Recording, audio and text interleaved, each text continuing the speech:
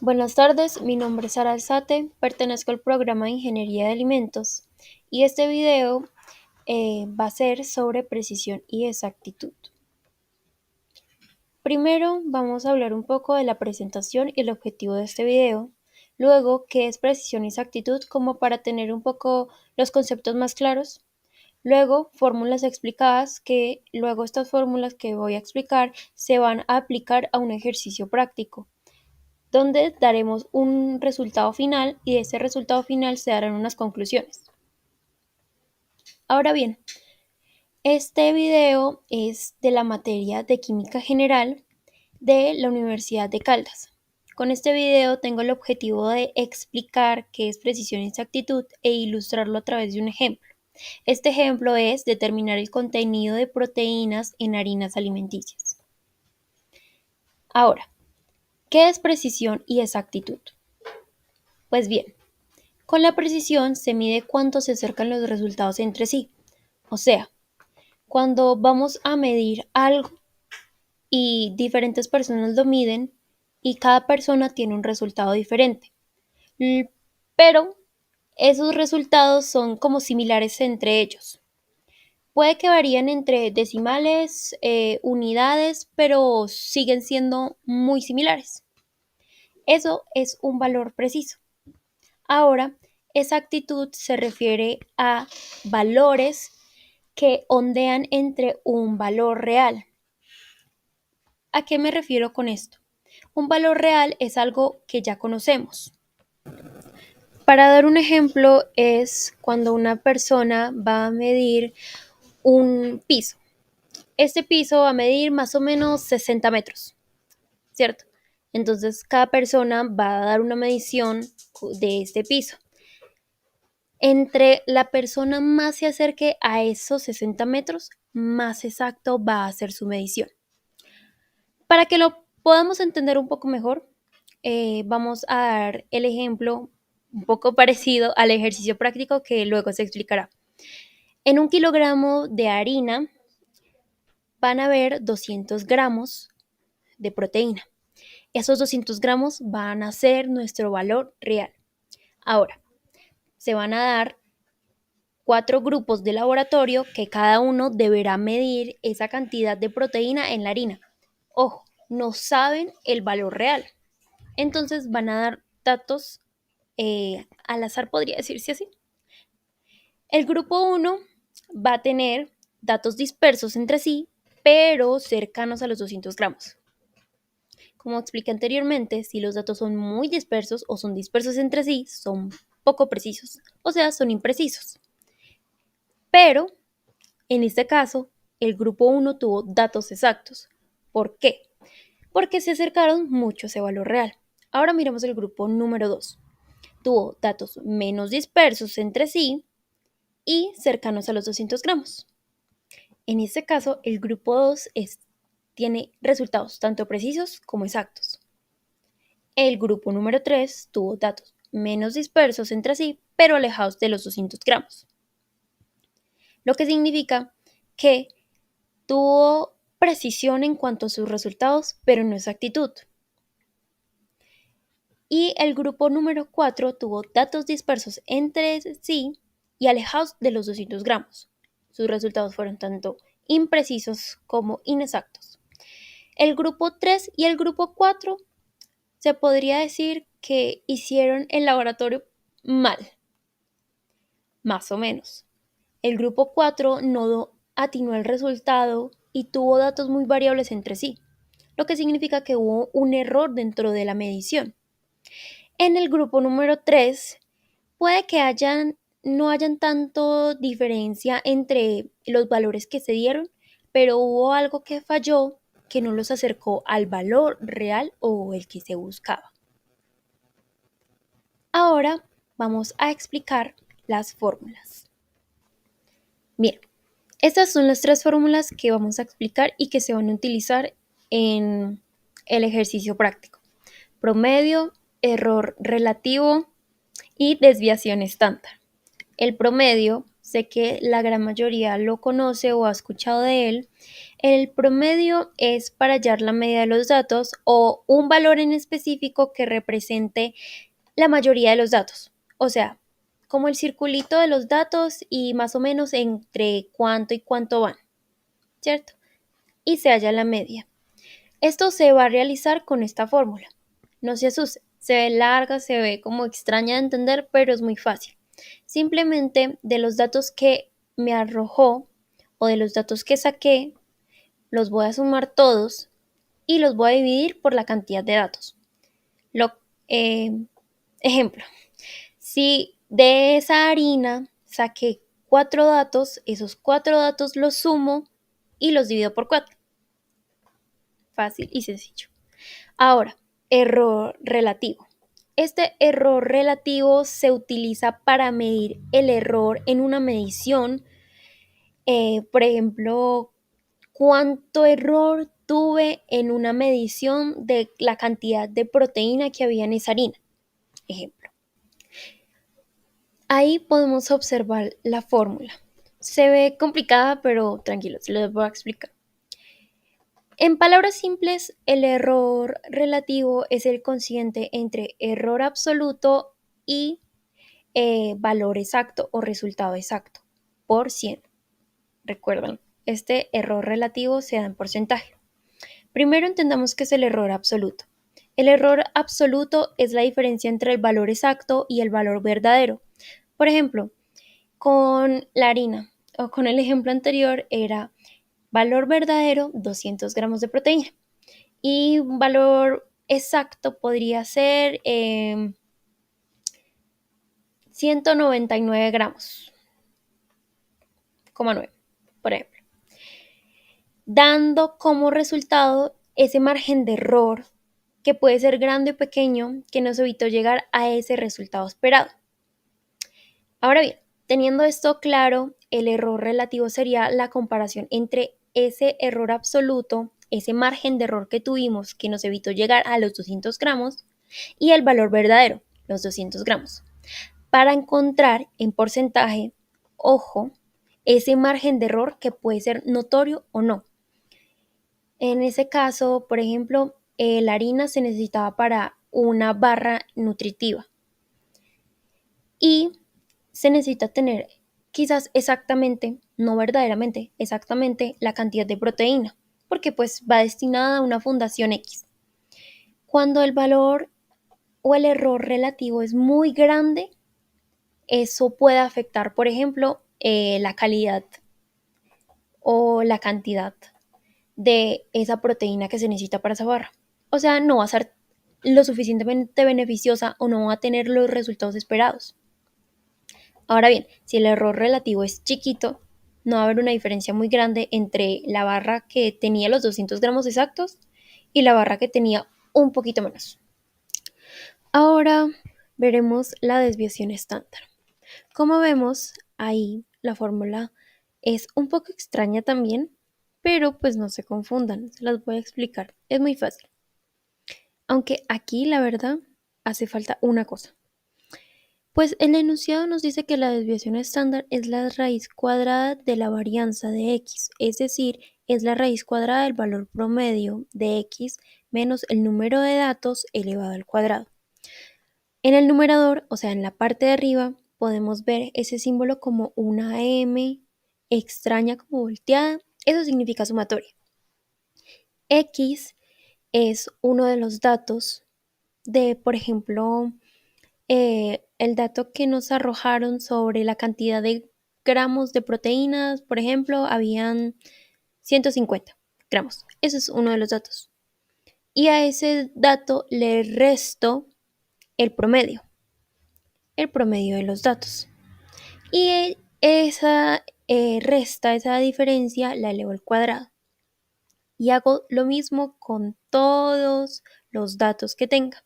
Y ya abajo, en el denominador donde está la n, aquí hace falta un -1, lo siento, es el total de datos menos 1. Esto se hace para medir la dispersión de los datos, que estamos midiendo aquí, la precisión. Ahora vamos a realizar el ejercicio práctico. El ejercicio práctico va de la siguiente manera. Les voy a leer el enunciado para tener un poco de contexto. El análisis de contenido de proteína bruta en harinas es fundamental para evaluar su calidad nutricional y su idoneidad. Idoneidad se refiere a que es apto para el consumo humano. Continúo. En la producción de alimentos. En este estudio se comparan dos métodos analíticos para la determinación del porcentaje de proteína en harina de trigo. El primer método, método A, el KELF Food Pro, y el NPROCHECK, que es el método B, ambos expresados en porcentaje peso-peso. Ahora, por aquí podemos ver los resultados o los valores que nos arrojó el método A. En total son 10 y el que nos arrojó el método B. Vamos a tener un valor de referencia. Recuerda que les hablaba de un valor real. Aquí nuestro valor de referencia sería nuestro valor real. Y aquí entran las fórmulas que anteriormente se habían explicado: promedio, desviación estándar muestral y error relativo. Vamos a calcular el promedio tanto para el método A, y para el método B. Va de la siguiente manera.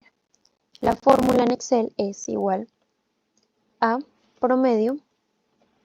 Como vemos, hay muchos promedios, pero solo vamos a elegir el que está solito. Y vamos a tomar todo el conjunto de los datos, cierro paréntesis, y otro. Aquí me arroja el promedio de los datos. Como vemos, está entre el mayor dato, que por ejemplo aquí sería el 12.9, y el menor, que en este caso sería el 12.4. Tenemos un 12,61. Ahora, el promedio del B.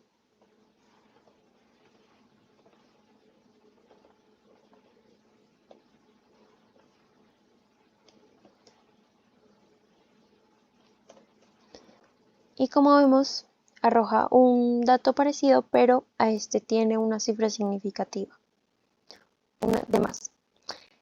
En desviación estándar muestral.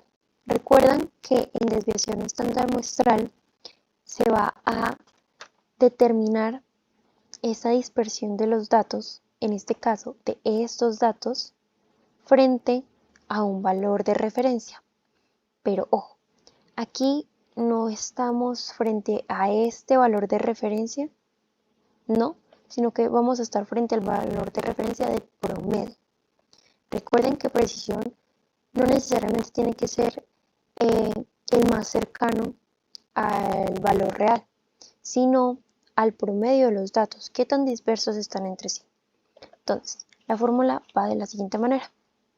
Igual, vamos a poner des con v y vamos a darle este primero, desbest.m, que significa desviación estándar muestral.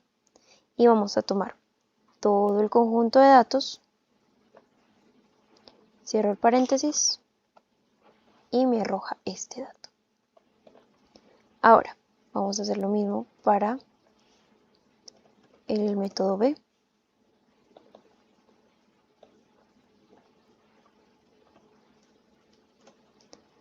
Y vemos los resultados.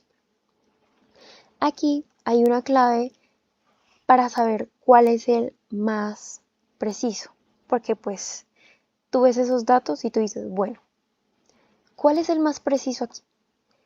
Resulta que tanto para error relativo como para desviación estándar muestral, el valor que más cercano esté a cero es tanto el más preciso como el más exacto. En este caso, vamos a poner por aquí una señita. Esto nos va a representar que es preciso.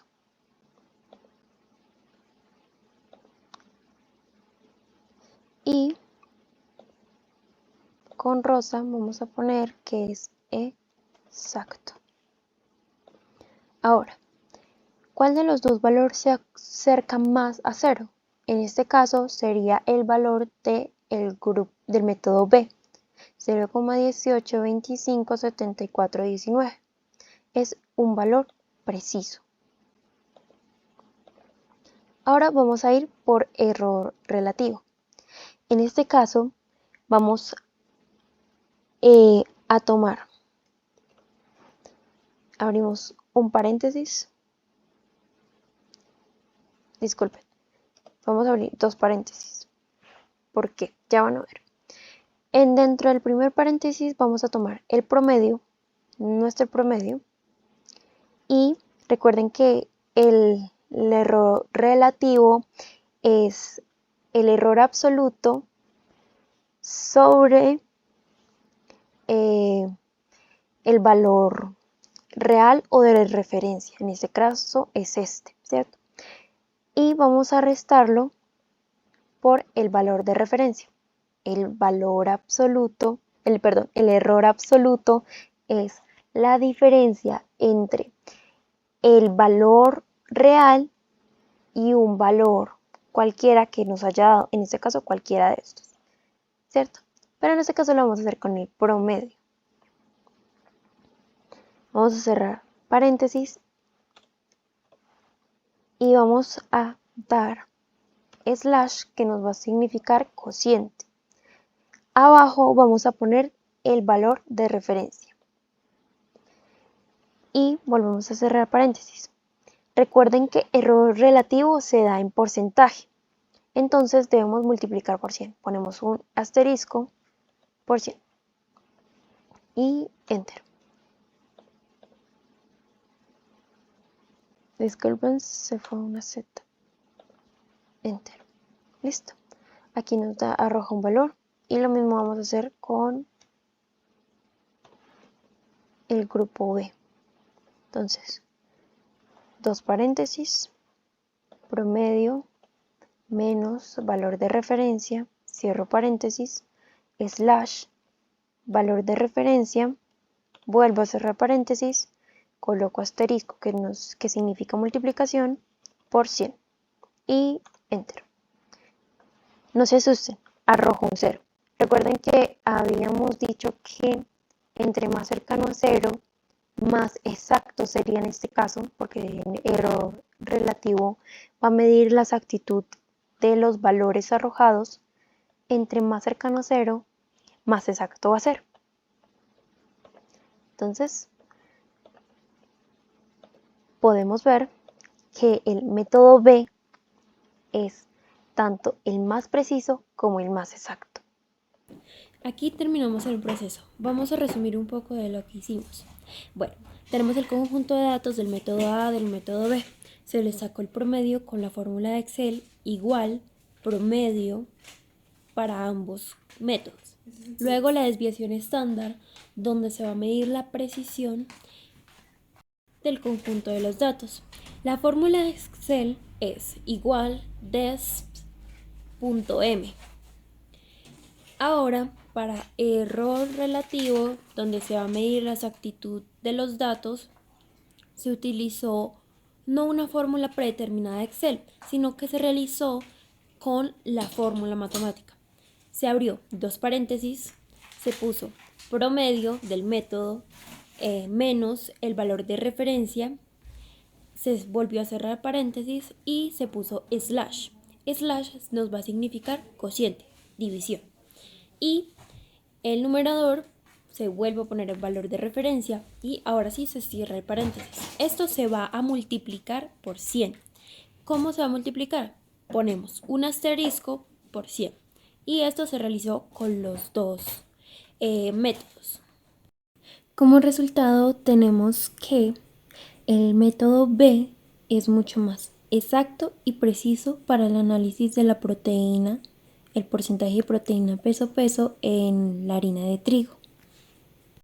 Ya para concluir, podríamos decir que el método B, al ser el más efectivo, va a permitir alcanzar ese objetivo de la identificación exacta y precisa del porcentaje peso-peso de la cantidad de proteína presente en la harina de trigo, permitiendo por consiguiente evaluar su calidad nutricional e idónea para la producción de alimentos. Aquí podemos ver un poco de las bibliografías que se utilizaron para la realización de este video. Espero que haya sido de mucha ayuda este video y nos vemos. Muchas gracias.